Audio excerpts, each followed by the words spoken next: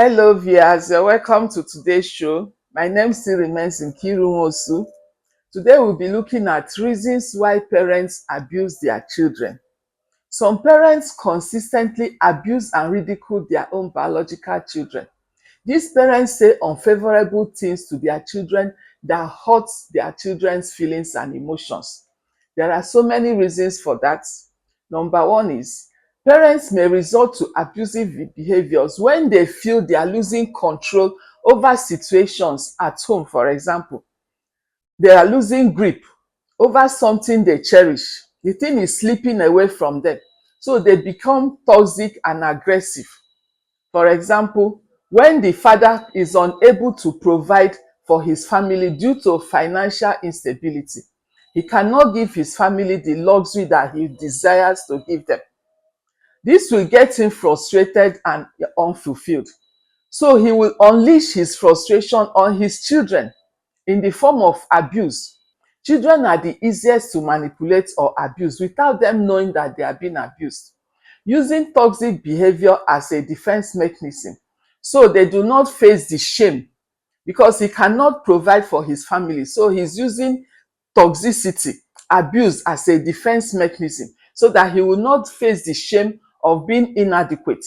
Using it as a defense mechanism is how most people grow up when they have lived in a toxic environment. They use it to take charge and control over situations that they cannot control. Some people believe that toxic behavior is a way to gain dominance and power over other people around them. The second reason why parents abuse their children is because they bring into parenting frustrations from their workplace. And this misplaced aggression causes them to be toxic to their children. The third reason why parents are sometimes abusive is when their children do not obey them. They expect their children to obey them and follow them blindly without questioning. They think the children do not have their own privilege to think and act differently. Usually, parents want to bring up their children based on their own ideals, their expectations of what their children should do. Whatever plan the child has for themselves, sports, games, subjects, or courses in the school that they want to do for themselves, the parents now term them as being rebellious against the parents or an oppression rather than something the child really wants to enjoy. Manipulative parents are extremely critical of their child's achievements, of their child's choices, and they rarely give the child any positive feedback unless it is what will benefit the parents or what will place the parents on a spotlight. That is what the parents will enjoy. But as long as it is outside what they have dictated for their children to achieve, they will not approve of it. These parents are extremely selfish with high sense of entitlement. They do not allow their children any privacy, no empathy or willingness to listen to their child or to relate with the child in ways that the child's needs will be met. This is the fourth reason why most parents are abusive. When they impose these unworkable and unrealistic expectations on their children. Parental expectations are sometimes absorbed when the parents have not taken time to study the child's developmental milestone, which is appropriate for the age. They might expect the child to accomplish a task that is far higher than what the child can accomplish at that stage of development. These children do not meet their parents' expectations because they are not yet capable of accomplishing these tasks. The parents now becomes frustrated and unhappy towards the child. This will cause them to start maltreating the child and even abusing the child physically and emotionally, and even will emotionally abandon the child. When most children are abandoned emotionally and are abused physically, they learn certain unhealthy behavioral patterns, such as being very argumentative and confrontational as a defense mechanism because they are now charged. They are now defensive.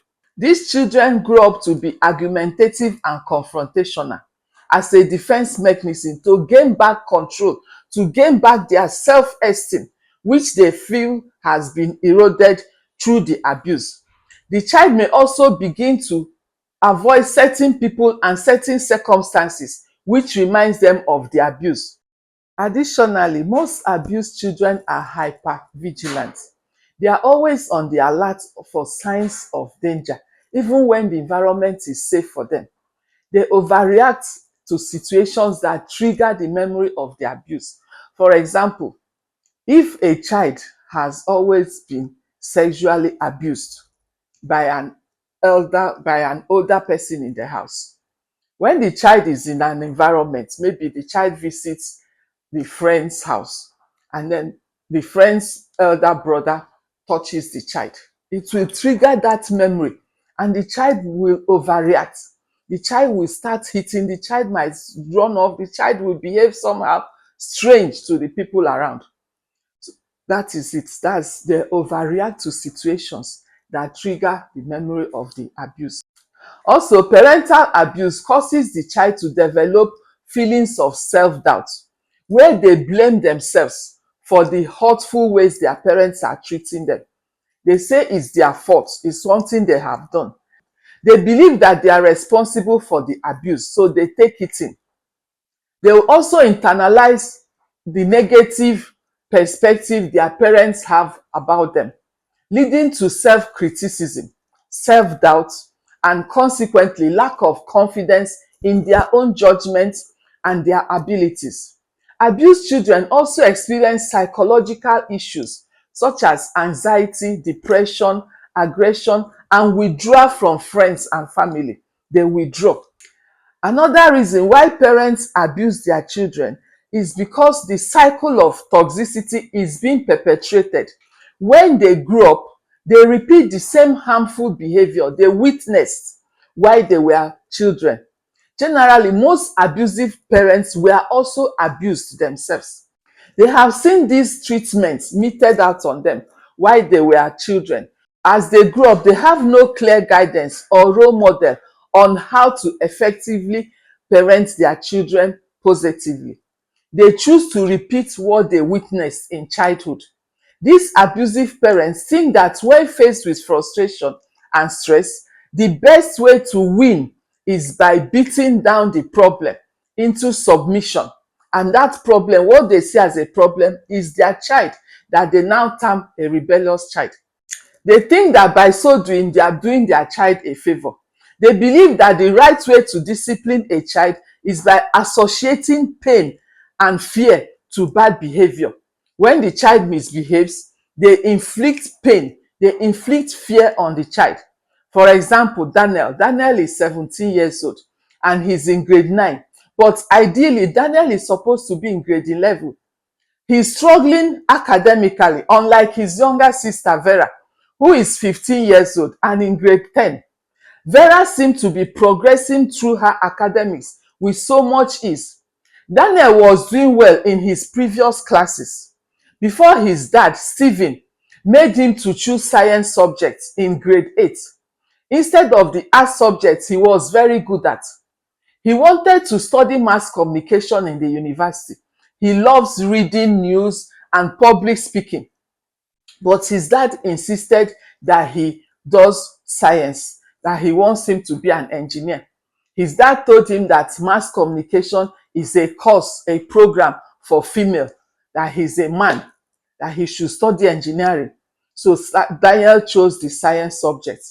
His dad criticized it and said it is a course for women. His dad often compared him to Vera, his younger sister, telling him how backward he was academically. The worst happened during the school's graduation and prize giving day, when Sarah received a lot of awards and prizes while Daniel received none. For the following days, his dad was talking down on him. His dad called him a disappointment and asked him why can't he be as intelligent as his younger sister. These comments from Stephen, his dad, made Daniel feel inadequate and saw himself as a failure. The consistent humiliation from his dad made Daniel to determine that he must improve in his studies in the next academic session. So he told his mom to please get him a private teacher to come to the house and be teaching him.